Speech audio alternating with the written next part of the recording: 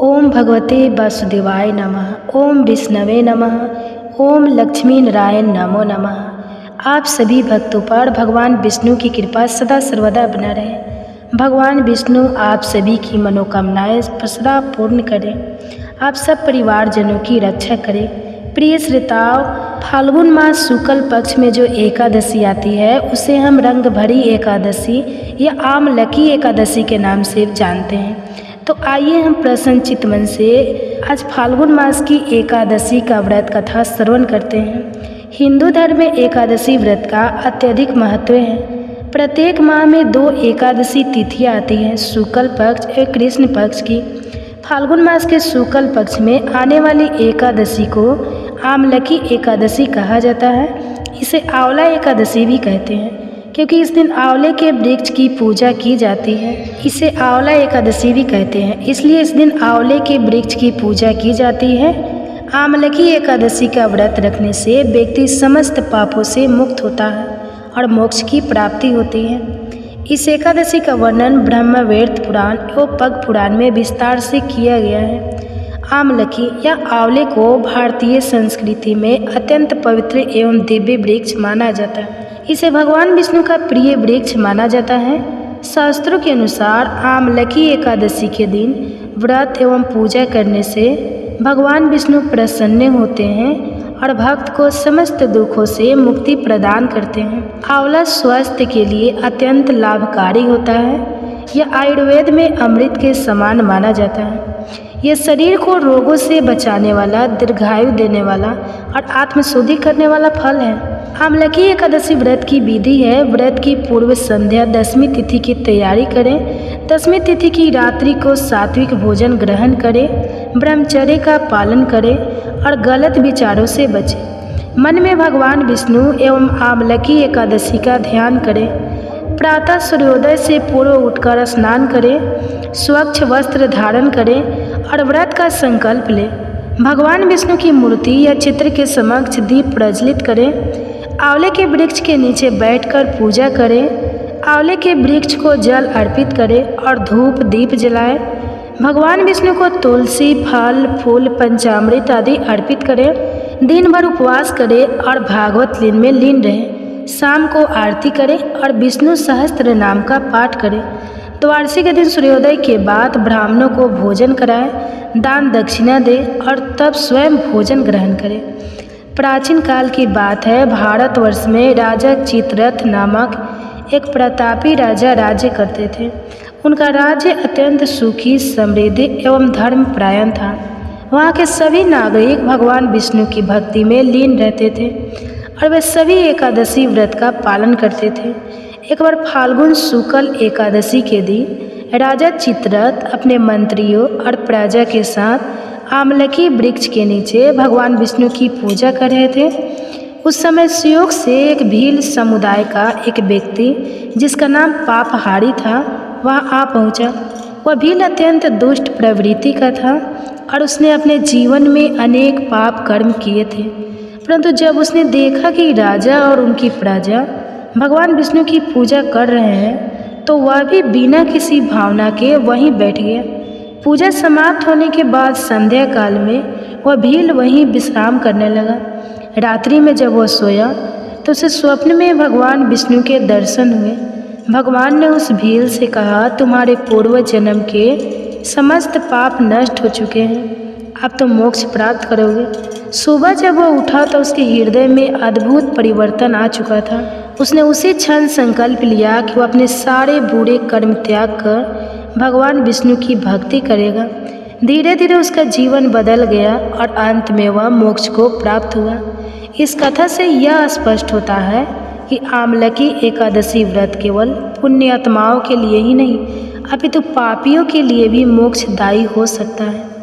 इस व्रत को करने से व्यक्ति अपने पूर्व जन्म के एक वर्तमान जन्म के समस्त पापों से मुक्त हो जाता है। आमलकी एकादशी पर आंवले का सेवन करने से शरीर स्वस्थ रहता है और रोगों से मुक्ति मिलती है। जो व्यक्ति श्रद्धा भाव से यह व्रत करता है उसे मोक्ष की प्राप्ति होती है।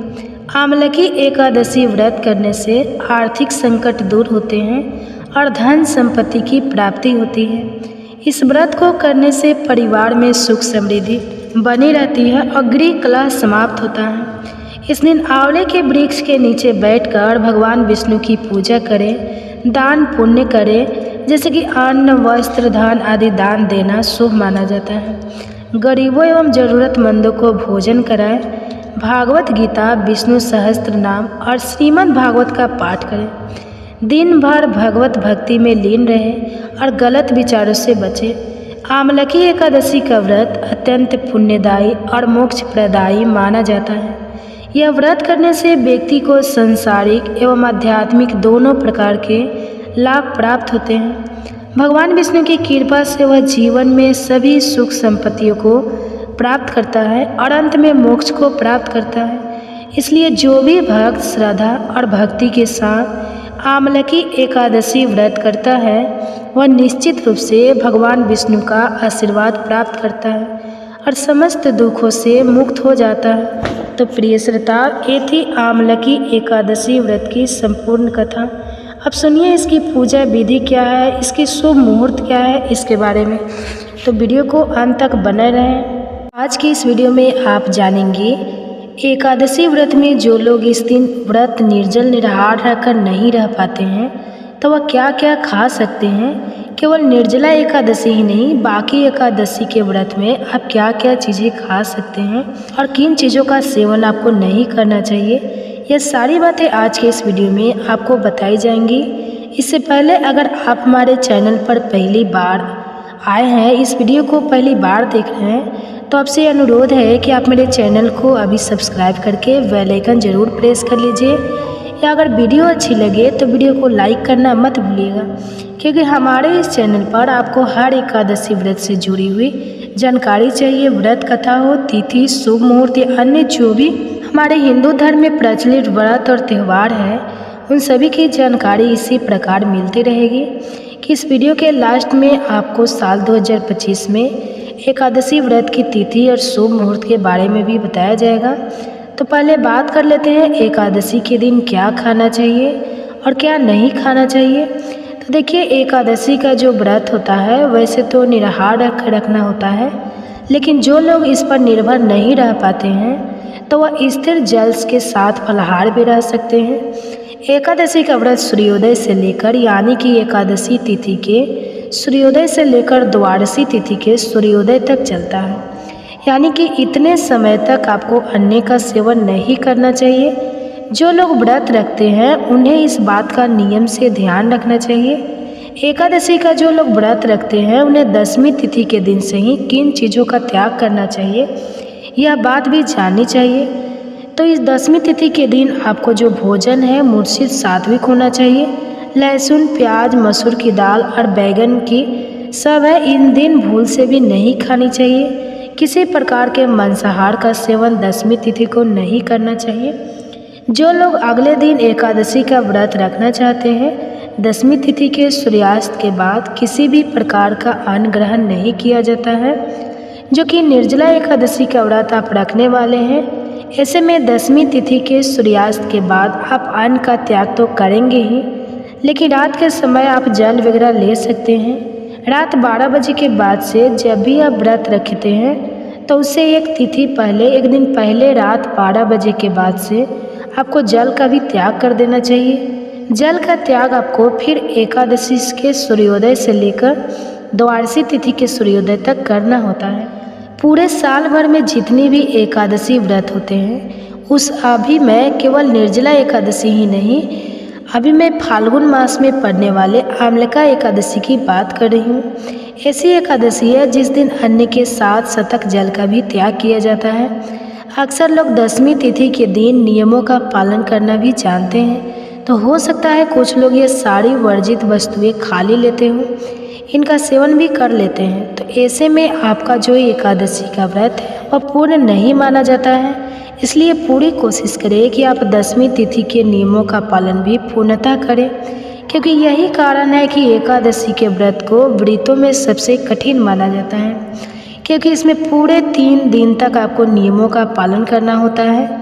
एकादशी के दिन यदि आप एकादशी का व्रत नहीं भी रखते हैं तो भी इस दिन चावल या चावल से बनी वस्तुओं का सेवन करने से बचना चाहिए, क्योंकि बहुत से लोग ऐसे होते हैं जो एकादशी व्रत तो नहीं रखते हैं, लेकिन नियमों का पालन करते हुए इस दिन विधि विधान से भगवान श्री हरि की पूजा अर्चना करते हैं और व्रत की कथा पढ़ते और सुनते भी हैं।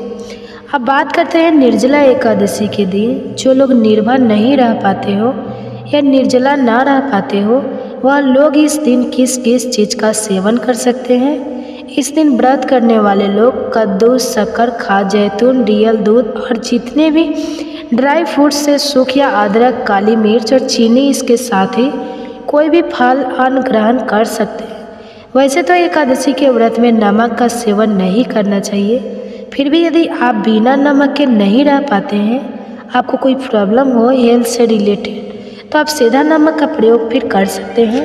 एकादशी के व्रत में किसी भी प्रकार का चावल का प्रयोग नहीं करना चाहिए। जैसे कि नवरात्रि के व्रत में और में समय के चावल का प्रयोग आप कर लेते हैं, लेकिन एकादशी के व्रत में चावल से बनी किसी भी वस्तु का प्रयोग, चाहे वह समा के चावल हो या कोई और अन्य प्रकार के हो, तो आपको उनको सेवन भूल से भी नहीं करना चाहिए। इसका बहुत भारी पाप लगता है।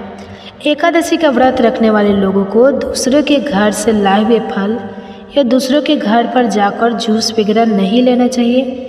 आप अपने घर में ही फलों का जूस ले सकते हैं। इस दिन दूसरों के घर से आई भी कोई भी नैवेद्य आदि सामग्री व्रत रखने वाले भक्तों को नहीं ग्रहण करना चाहिए। अपनी सामग्री तो है एकादशी के व्रत में खाई जाने वाली, लेकिन आपको इन सामग्रियों का सेवन कब करना है यह भी जान लीजिए। कोई भी एकादशी व्रत हो, अगर आप इस दिन निराहार व निर्जल नहीं रह पाते हैं, तो आप दिन भर कुछ न कुछ मत खाते रहिए। केवल एक समय ही फलाहार ग्रहण किया जाता है। वह समय भी होता है एकादशी व्रत के, जब आप शाम की पूजा कर लेंगे सूर्यास्त के बाद। उस समय आप एक समय ही इन फलों को या जल को ग्रहण कर सकते हैं। बार बार आपको यह चीज़ ही अगर खानी होती है, तो फिर आपका कोई भी व्रत नहीं रह जाता है। एकादशी व्रत में कभी भी जो पैकेट वाले जूस होते हैं, उनका सेवन नहीं करना चाहिए। आप बाहर से एक लेयर वगैरह का टिप्स लेकर आते हैं, जो कि व्रत में खाए जाते हैं, उनका सेवन भी आपको बाहर से लाई चीज़ों का नहीं करना चाहिए। आप जान लेते हैं फाल्गुन मास में पड़ने वाले निर्जला एकादशी फाल्गुन मास में पड़ने वाली आमलकी एकादशी का शुभ मुहूर्त क्या है, इसकी विधि क्या है, उसके बाद हम जानेंगे इसकी व्रत कथा क्या है। तो आप लोग चैनल पे बने रहिए और पूरा वीडियो देखिए। अगर वीडियो अच्छी लगे तो लाइक कीजिए, कमेंट्स कीजिए, और चैनल पे नए हैं तो चैनल को सब्सक्राइब भी जरूर कर लीजिएगा। फाल्गुन शुक्ल एकादशी के व्रत को आमलकी एकादशी, आंवला एकादशी और रंग भरी एकादशी के नाम से जाना जाता है। और इस बार आमलकी एकादशी के दिन 3 शुभ संयोग बनने वाले हैं। साथ ही साथ इस दिन 68 मिनट की भद्रा भी लगेगी। और आमलकी एकादशी के दिन व्रत रखकर भक्त भगवान विष्णु की पूजा करते हैं और श्री हरि को आंवले का भोग लगाते हैं। इस दिन श्री हरि के साथ साथ आंवले के वृक्ष का भी पूजन किया जाता है। तो आपको बताते हैं इस बार आमलकी एकादशी का व्रत कब रखा जाएगा, क्योंकि इस बार एकादशी की तिथि 2 दिन है। तो ऐसे में यह कन्फ्यूज है कि व्रत किस दिन रखना ज़्यादा सही होगा और व्रत पारण मुहूर्त क्या रहेगा। इसके अलावा भद्रा कल का समय कब से कब तक रहेगा, भद्रा का वास इस बार कहाँ रहने वाला है। फाल्गुन शुक्ल पक्ष एकादशी तिथि प्रारंभ होगी 9 मार्च 3 रविवार को सुबह 7:04 से और एकादशी की तिथि समाप्त होगी 10 मार्च सोमवार को सुबह 7:04 पर। अब ऐसे में रविवार के दिन, क्योंकि 10वीं तिथि भी है और एकादशी भी लग रही है, तो अगर बात करें कि किस तिथि में व्रत रखना सही होगा, तो जब भी एकादशी की तिथि 2 दिन होती है, तो दूसरे दिन वाली एकादशी का व्रत रखना ज़्यादा शुभ माना गया है। इसलिए इस बार 10 मार्च सोमवार के दिन ही आमलकी एकादशी का व्रत रहेगा और एक दिन पहले यानी रविवार के दिन 10वीं तिथि के नियमों का पालन किया जाएगा, क्योंकि रविवार का दिन है। रविवार को तुलसी के पत्ते नहीं तोड़े जाते हैं, तो आप और एक दिन पहले यानी शनिवार के दिन ही तुलसी के पत्ते भी तोड़कर रख लें। 10 मार्च सोमवार को ब्रह्म मुहूर्त का समय रहेगा सुबह 5:07 से 5:05 तक। सूर्योदय होगा सुबह 6:04 पर। सूर्यास्त शाम 6:30 पर प्रातःकाल पूजा मुहूर्त रहेगा। सुबह 7:45 से 8:51 तक। इसके अलावा आप ब्रह्मा मुहूर्त में भी पूजा कर सकते हैं। शाम की पूजा का शुभ मुहूर्त 6:24 से 7:39 तक रहेगा और राहु काल का समय रहेगा सुबह 6:30 से 9 बजे तक। इस बार एकादशी के दिन सर्वात सिद्धि योग सुबह 6:36 से लेकर रात 12:51 तक रहेगा। शोभन योग सुबह से लेकर दोपहर 1:05 तक रहेगा। रवि पुष्प नक्षत्र का शुभ योग भी बन रहा है, जो कि पूरे दिन रहने के बाद रात 12:01 पर समाप्त होगा और भाद्रा इस बार सुबह 6:36 से 7:04 तक रहेगी। कुल अवधि भाद्रा की होगी 68 मिनट और इस बार भाद्रा का वास रहने वाला है मृत्यु लोक में। मृत्यु लोक में भाद्रा रहने पर यह पृथ्वी लोक के लोगों के लिए अशुभ होती है, लेकिन भाद्रा के समय आप पूजा कर सकते हैं। और अगर कोई शुभ काम करना चाहते हो तो भाद्रा काल समाप्त होने का आपको इंतजार करना चाहिए। द्वादशी तिथि प्रारंभ होगी 10 मार्च सोमवार को सुबह 7:45 से और इसी के साथ हरिवासर का समय भी शुरू हो जाएगा। द्वादशी तिथि समाप्त होगी 11 मार्च मंगलवार को सुबह 8:01 पर और द्वादशी तिथि यानी 11 मार्च मंगलवार को सूर्योदय होगा सुबह 6:43 पर। सूर्यास्त होगा शाम 6:30 बजे पर। ब्रह्म मुहूर्त सुबह 5:06 से 5:44 तक रहेगा। प्रातःकाल पूजा का मुहूर्त सुबह 5:02 से 6:35 तक रहेगा। अभिजीत मुहूर्त दोपहर 12:01 से 1 बजे तक रहेगा और राहु काल रहेगा दोपहर 3 बजे से 4:30 बजे तक। हरिवासर का समय 10 मार्च सोमवार को यानी एकादशी व्रत वाले दिन ही दोपहर 1 बजे तक समाप्त होगा। तो हरिवासर जब तक रहेगा तब तक व्रत नहीं खोलना चाहिए, लेकिन बहुत से लोग इस बार भी जानकारी के अभाव में हो सकते हैं कि रविवार के दिन एकादशी का व्रत रखें। अगर आपने एकादशी का व्रत रविवार के दिन रखा है तो ऐसे में आप सोमवार को दोपहर 1 बजे से 3 बजे के बीच में ही पारण कर सकते हैं। सुबह के समय पारण नहीं किया जाएगा और आमलकी एकादशी का व्रत खोला जाएगा 11 मार्च मंगलवार को सुबह 6:04 से 8:01 के बीच में। ध्यान रखिएगा 8:01 के बाद से द्वादशी तिथि समाप्त हो रही है, इसलिए आपको द्वादशी तिथि के अंदर ही अंदर व्रत खोल लेना चाहिए। तो यह थी आज की वीडियो। अगर आपको जानकारी पसंद आई हो तो वीडियो को लाइक करके हमारे चैनल को सब्सक्राइब भी जरूर कीजिएगा, ताकि इस दिन सुनाई जाने वाली कथा भी आप समय पर सुन सकें।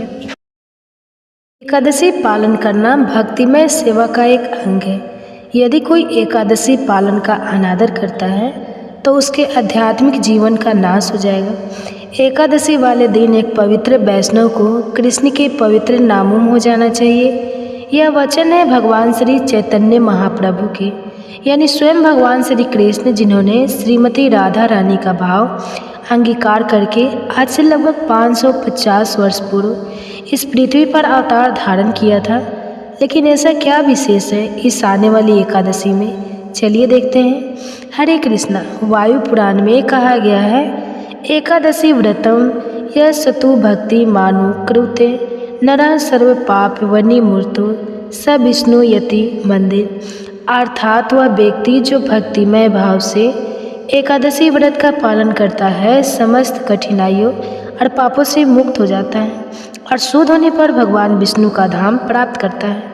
और ऐसी ही एक अत्यंत विशेष एकादशी तिथि यानी फाल्गुन मास के शुक्ल पक्ष में आने वाली आवलका एकादशी, इसी एकादशी के दिन भगवान श्री विष्णु को प्रिय आंवला वृक्ष की उत्पत्ति हुई थी और इसलिए इसे हम आमलकी एकादशी के नाम से जानते हैं। इस एकादशी का दूसरा एक नाम रंग भरी एकादशी तिथि भी है। जानते हैं क्यों? क्योंकि यह होली से पहले आती है। इस एकादशी के दिन वृंदावन में जितने भी ठाकुर हैं, यानी जितने भी भगवान श्री कृष्ण और राधा रानी के मंदिर हैं, उन सभी में विशेष रूप से रंगों का उत्सव मनाया जाता है। इस दिन भगवान के रंगों से होली खिलाई जाती है और उसके साथ ही रंग प्रसाद रूप में भक्तों के ऊपर भी छिड़के जाते हैं। इसलिए इस एकादशी को रंग भरी एकादशी के नाम से भी जाना जाता है। तो चलिए अब हम श्रवण करते हैं इस अत्यंत विशेष आमलकी एकादशी व्रत की पौराणिक कथा का।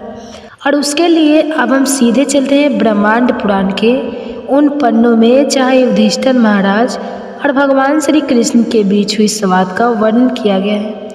उसके साथ ही काल यंत्र की सवारी करते हुए अब हम उतरते हैं युधिष्ठिर महाराज के भवन में।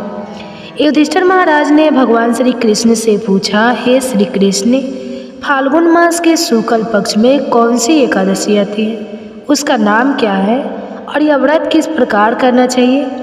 युधिष्ठिर महाराज के प्रश्न को सुनकर भगवान श्री कृष्ण ने मंद मनमोहक से साथ उत्तर दिया, हे धर्मनंदन, प्राचीन समय की बात है जब राजा मंधाता ने श्री वशिष्ठ ऋषि से यही प्रश्न पूछा था। फाल्गुन मास के शुक्ल पक्ष में आने वाली एकादशी को आमलकी एकादशी कहते हैं और इस व्रत का पालन करने वाले व्यक्ति को आध्यात्मिक जगत की प्राप्ति होती है। इस प्रकार कथा के अंदर दूसरी कथा के ताने बाने को गंध हुए अब हम चलेंगे विशिष्ट मुनि और राजा मंधाता के बीच हो रहे स्वाद की पृष्ठभूमि में, तो कहीं खोइएगा मत। विशिष्ट ऋषि ने कहा, हे महाभाग्य के प्रारंभ काल में भगवान श्री विष्णु के थूक से चंद्र समान बिंदु प्रकट हुआ। वह बिंदु जब पृथ्वी पर गिरा तो उसमें से एक वृक्ष उत्पन्न हुआ जिसे आमलकी नाम से जाना जाता है। इस वृक्ष को देखकर देवी देवता गंधर्व यक्ष इत्यादि आश्चर्यचकित हो गए। उसी समय एक आकार वाणी हुई जो इस प्रकार थी, हे देवताओं, यह श्री कृष्ण या श्री विष्णु का अत्यंत प्रिय वृक्ष आमलकी और आमल के वृक्ष यानी आंवले का वृक्ष। इस प्रकार इस परम पवित्र वृक्ष की उत्पत्ति हुई। कथा का आगे वर्णन करते हुए विशिष्ट मुनि ने कहा, एक समय की बात है जब वैदस नामक राज्य में चंद्रवंशी राजा पास बिंदु राज्य करते हैं। उनका दूसरा नाम चित्ररथ भी था। राजा चित्ररथ धार्मिक और सत्य प्रिय राजा थे।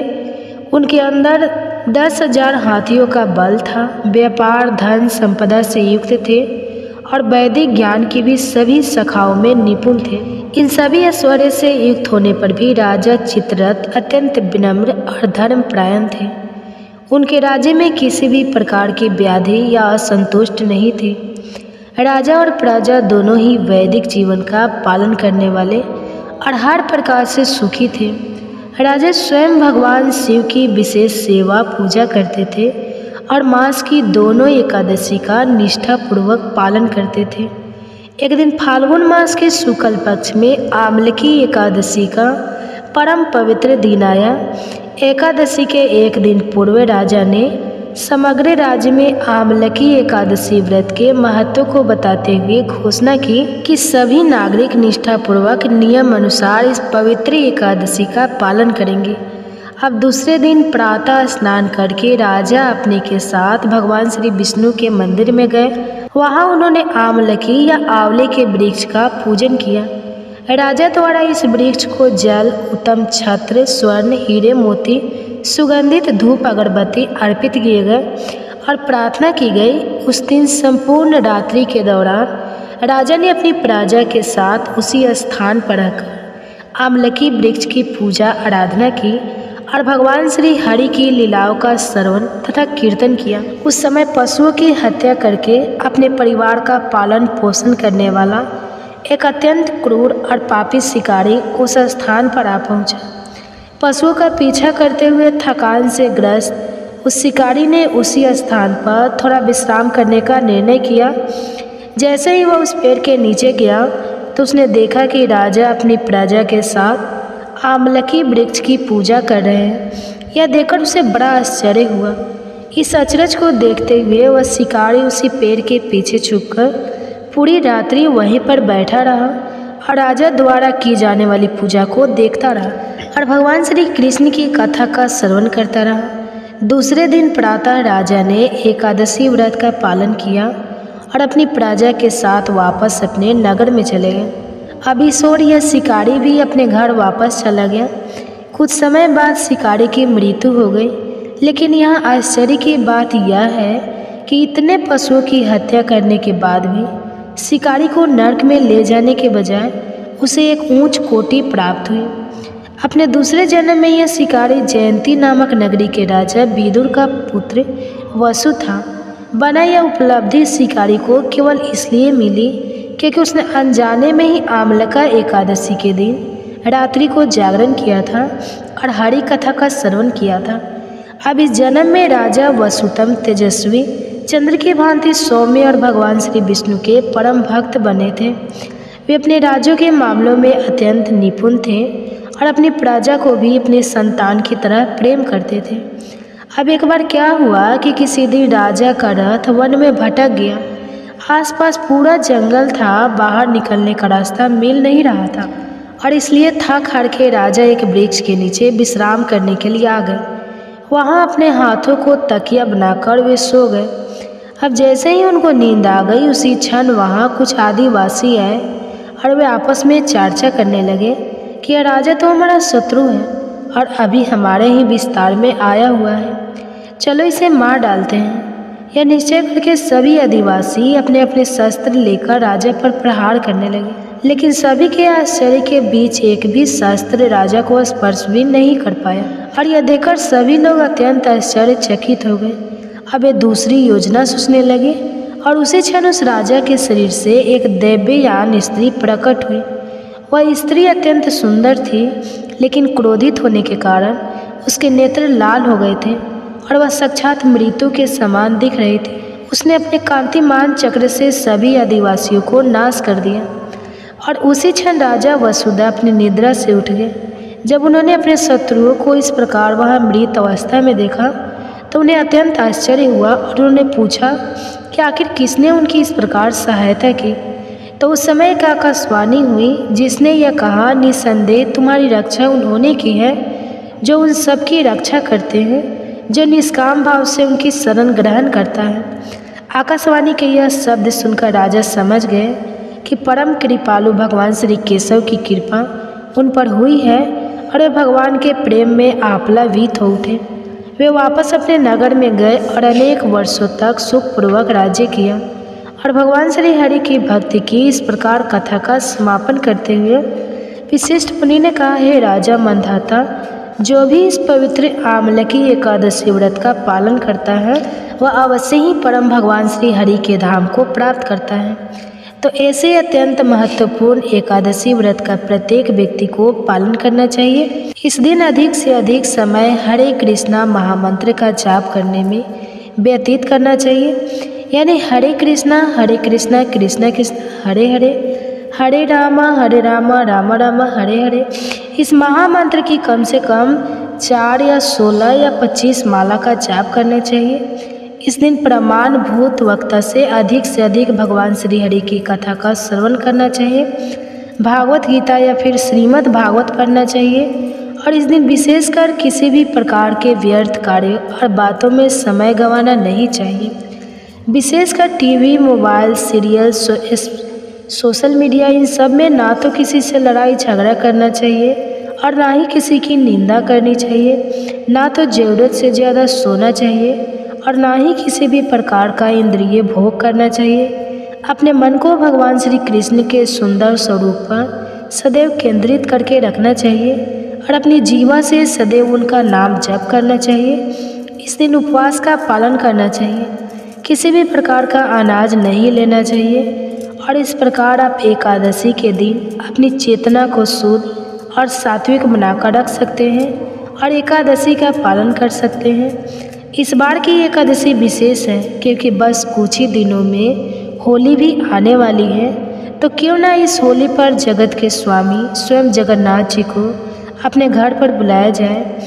अगर आप भी उन्हें अपने घर पर आमंत्रित करना चाहते हैं तो श्रद्धापूर्वक उनकी भक्ति गाइए। तो चलिए इस आमलकी एकादशी का पूर्ण भक्ति भाव और श्रद्धापूर्वक पालन करते हैं और परम भगवान श्री कृष्ण के चरण कमलों में यही प्रार्थना करते हैं कि वे हमें उनके शुद्ध प्रेम भक्ति प्रदान करें और हम उनके शुद्ध भक्तों का संग और सेवा सदैव प्राप्त करें।